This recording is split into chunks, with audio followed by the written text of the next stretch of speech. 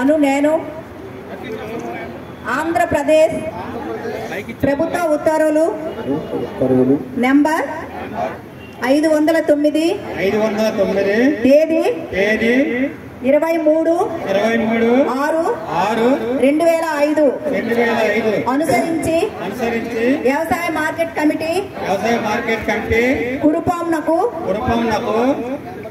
Chairman గా నెంబర్లుగా నియామకం చేసినందున ఈ రోజు పదవీ బాధ్యతలు స్వీకరించుచున్నాను.